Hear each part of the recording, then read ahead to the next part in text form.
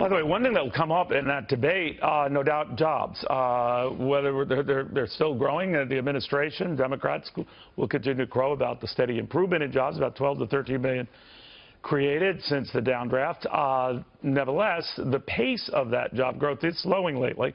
When the jobs report comes out tomorrow, we're expecting around 150,000, which is down markedly from the roughly 200,000 plus we were averaging a little more than a few months ago. So some are worried about the pace of that recovery and whether it reverses into something. Enter Anthony Pratt. He's chairman of Pratt Industries, very big in all things food and food packaging. And he has a lofty goal that we can double that production in short order if we rearrange our priorities. Mr. Pratt, very good to see you. Thank you, Neil. Tell me what you're doing here, what your goal is. Well, basically, the food production industry is America's biggest industry. It's bigger than auto, it's bigger than movies and tech, and it's bigger than oil and gas. And we think it doesn't get the attention it deserves. So what we're about is starting a national conversation about how we can double the size of the American food production industry and create millions of American jobs. All right, now obviously if we have that capability to get food out to all over the globe, particularly Asia, which is a big goal now, I didn't realize what we had going for us in this country. That we have really awesome cows, I guess. We just don't utilize them enough. Absolutely. America's got this tremendous opportunity to export a tremendous amount of food into Asia's booming middle class. There's 2.5 billion Asians going to come into the middle class with greater spending power. And America's natural advantage is safe, clean food in dairy and meat, as you said, and also in fruit and vegetables.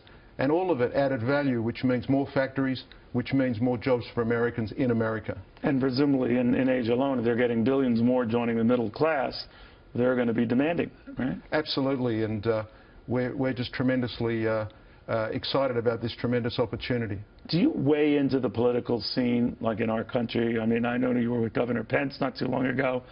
What do you think of our race, the way it's going on? Well, Governor Pence was very gracious in opening our $250 million paper mill in Indiana. We've built 3 of the last 4 American paper mills in our segment. And yeah, he was wooing you aggressively. Right? Indiana is a fantastic state to manufacture. The United States is the greatest country in the world to manufacture. We're fortunate that we employ 6,000 Americans in well-paying manufacturing jobs here. Not too long ago, when you were looking at the Donald Trump phenomenon, you had told the Australian, the beauty of America is that it has a very regenerative system and anyone can become president. The British system of government makes it much harder for major change to happen like it does here. You still stand by that? That, in other words, someone like a Donald Trump couldn't do the same in your country? We think that America is a tremendous, it's the greatest country in the world from the point of view, from many points of view.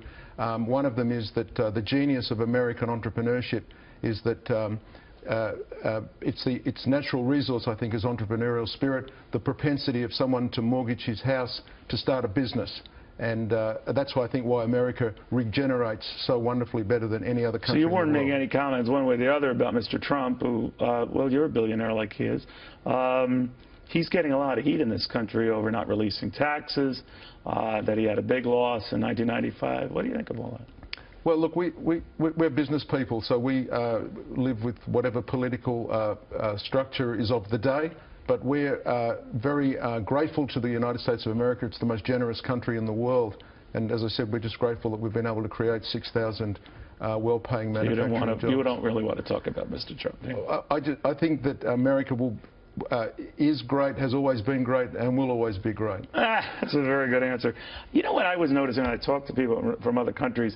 They always say the same thing to me. Neil, why is your election process so long? And they're right. I mean, it's been going on a couple of years now, technically. I know in Australia, I know in places like Britain, I mean, it's 60, 90 days, boom. What do you think of our process? Well, I think that whatever it is that America's doing is working because I think it's a country of exceptionalism.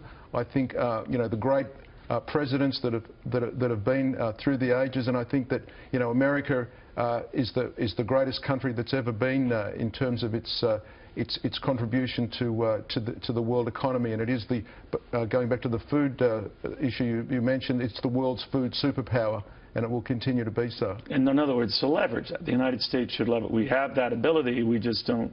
Why isn't it being leveraged more? Why aren't we utilizing that more? Well, I think the food production industry, as Bill Gates said to me, doesn't get the attention it deserves.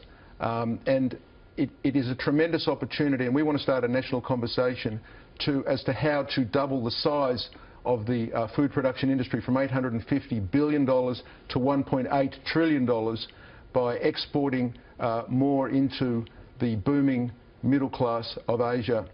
And that could be productive all around. Real quickly, you know, we're dealing with a hurricane that people are obsessing over, and for good reason. Obviously, Australia is not stranger to natural disasters and that sort of thing. How do you handle that sort of thing down there? I mean, how quickly do you clear out an area that might be the target of a typhoon or worse? What's the Australian way to handle this? Right. Well, firstly, our hearts go out to the people of Florida, and it's a tremendous tragedy, and I think that these weather events are tremendously devastating for the people concerned. But if the Prime Minister comes out and says, we think it's a good bet, we have the states of emergency that are cleared by various states, how does it go in Australia if an area is imperiled? Well, I think not unlike America, people converge on the scene and do the best they can for the poor people that have been affected. And again, our hearts go out to the people of Florida. Very good. Anthony Pratt, Pratt Industries Chairman. Now, you moved out of Atlanta, right? You were in Atlanta. Your kids, you wanted to get educated in Australia, right? Yeah, that's right. But you have a presence here in New York. Absolutely. We spend about just under half our time here in the United States, and we travel all over. We have businesses in 26 states here, including the great state of Indiana, Georgia, Kansas, so we spend a lot of time all over the place. Do you have any preferences on who you want to be the next American president? No, we live with whatever. I think America will always be the great country it is, and we focus on the business of jobs, jobs, jobs. That's a very fair and balanced answer. All right, thank you, Anthony Pratt. One of the richest people on the planet, by the way. He's done some things right.